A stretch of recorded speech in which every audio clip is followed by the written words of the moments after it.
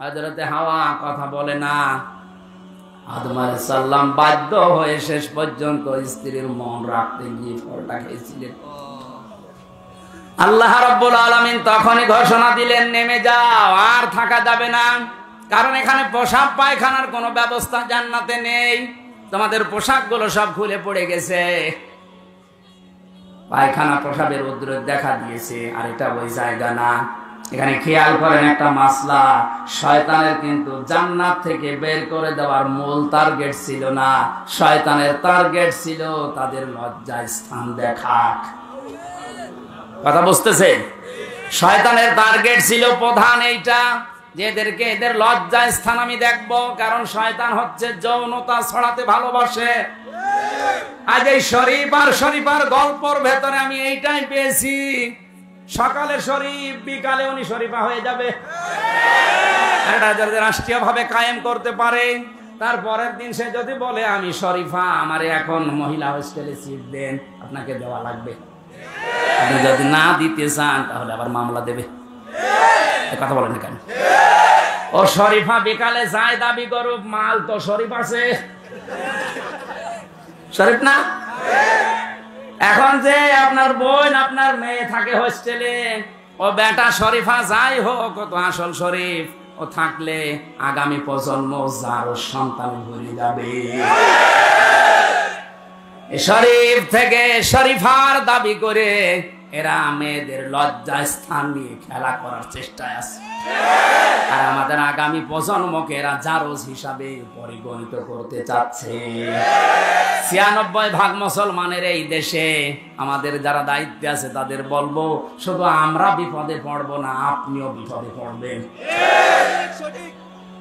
পড়বেন কি? আপনার তো আর চরিত্র নেই, আপনার চরিত্র তো এরকমই, এই জন্য আপনার কিছু মনে হচ্ছে না। কিন্তু আমি তো মানুষ, আমি আদমের সন্তান, আমার তো লজ্জা লাগে যে শরীফ থেকে শরীফা নাম নিয়ে আপনি আমার বোনের কাছে, মেয়ের কাছে থাকবেন, এটা মেনে নেওয়া যায়? শয়তান ছিল যৌনবাদী।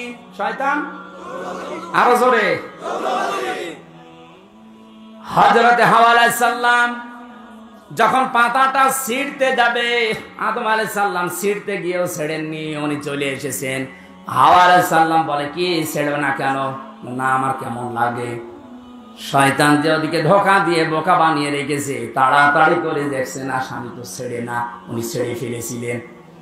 এই পাতা ছেড়ার পরে যে কষগুলো পড়ছিল, ওই দিন গাছ বরদুয়া দিয়েছে রব্বুল আলামিন, তোমার নিষিদ্ধ জায়গায় হাত দিয়ে যে লোকটা আমাকে কলঙ্কিত করে আমার শরীর থেকে রস ঝরিয়েছে, এই মেয়েটা যখন বয়স প্রাপ্ত হবে তখন এর শরীর থেকে রক্ত ঝরিয়ে। এই জন্য মেয়েদের বয়স প্রাপ্ত হওয়ার পরে 3 দিন, 7 দিন, 5 দিন, 10 দিন পর্যন্ত আল্লাহ রক্ত ঝরিয়ে দেয়। এই গাছের বরদুয়া, এটা কিয়ামত পর্যন্ত মেয়েদের এই বরদুয়া থাকবে। হযরত আদম আলাইহিস সালামের পোশাক যখন সব খুলে পড়ে গেছে, জান্নাতের ওই পাতাগুলো ছিঁড়ে ছিঁড়ে লজ্জা স্থানটা অন্তত ঢেকেছে। আর ওই যে শয়তান দাঁড়িয়েছিল দূরে, দুইজনের উলঙ্গ অবস্থা দেখে খিলখিল করে হাসতেছিল। এই জন্য শয়তান যৌনতা দেখে আনন্দ পায়, আর মুমিন যৌনতা দেখলে লজ্জা পায়। আর সিনেমা হলগুলোর দিকে তাকান, কি সিনেমা উপহার দিচ্ছে মানুষদেরকে। নবীজি ১৫০০ বছর আগে জানিয়েছে এমন সময় আসবে বাপ আর মেয়ে বসে সেনা করা দেখবে। এখন সেটা চলছে। এই কথা বলেন না কেন? আল্লাহ পাক বলেন, যাও, নেমে যাও, এখানে আর থাকা যাবে না।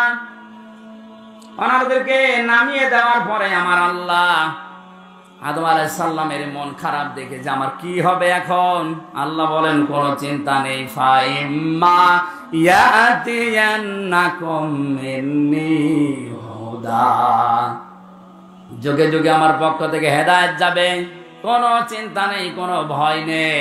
যদি এই হেদায়েত অনুসরণ করতে পারো, যেখান থেকে নামিয়ে দিলাম আবার এই জায়গায় নিয়ে আসবো। তাহলে আমাদের ওই বাবার বাড়ি যদি ফেরত যাওয়া লাগে, কাজ করা লাগবে কয়টা? এই যে কোরআনের অনুসরণ করা লাগবে, কারণ এটাই সর্বশেষ হেদায়েতের বাণী। এটাতে যা আছে এটা যদি আমরা অনুসরণ করে, অনুকরণ করে জীবনটা চালাতে পারি, এই একটা কাজে আবার জান্নাতি। আরে 500 যে শরীয়তের বিধান আছে, এগুলো যদি কেউ মানতে চায় একবারেই মেনে ফেলবে, বিষয়টা এমন না। নবীজি বলেন না, দুনিয়া সিজনুল মুমিন ওয়া জান্নাতুল কাফির। দুনিয়া মুমিন যারা দাবি করবে তাদের জন্য জেলখানার মতো মনে হবে, আর কাফেরদের জন্য বেহেশতের মতো মনে হবে। আয়াতের শেষের শব্দ আমি পেয়েছি, ফালা খাউফুন আলাইহিম ওয়ালা হুম ইয়াহজানুন। যারা এই হেদায়েত অনুসরণ করে তাদের কোনো ভয় নেই, কোনো চিন্তা নেই। এই শব্দটা কি? যারা এই হেদায়েত অনুসরণ করে, আল্লাহকে রব বলে টিকে থাকতে পারে, তাতানাজ্জালু আলাইহিমুল মালাইকা, ফেরেশতা তাদের জন্য আল্লাহ নাযিল করেন। আল্লাহ তাখাফু ওয়ালা তাহজানু, ফেরেশতারা বলে কোনো ভয় নেই, কোনো চিন্তা নেই। এ কথা যাকে তাকে ফেরেশতা বলে না, যারা আল্লাহকে রব বলে টিকে থাকতে পারে তাদের ঈমানের উপরে।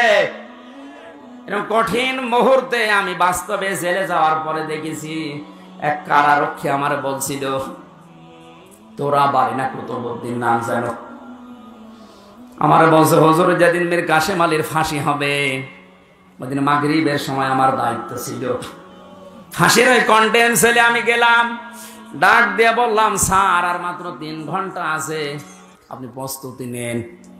উনি আমারে বলে, কারারক্ষী ভাই এখনো 3 ঘন্টা, আমি 2 ঘন্টা ঘুমালাম, তুমি আমারে ডাক দিও। এই যে কোরআন আমার সামনে, আল্লাহর কসম কারারক্ষী যা যা বলেছে আমি ওইটাই বলছি। আমারে বলছে, হুজুর দেখলাম ঠিক 2 ঘন্টা ঘুমিয়ে গেল। আমি চিন্তা করছি, যার 1 ঘন্টা পরে ফাঁসি, যার ছেলে গুম হয়ে আছে, তাও ব্যারিস্টার। বাংলাদেশে যদি 10 জন ধনী থাকে, তার ভেতরে সে একজন। লক্ষ লক্ষ মানুষের কর্মসংস্থান তৈরি করেছে যে লোকটা, যার মাথা শুধু মাথা না, একটা ম্যাগনেট। আর এই লোকটার ঘুম আসে কি করে?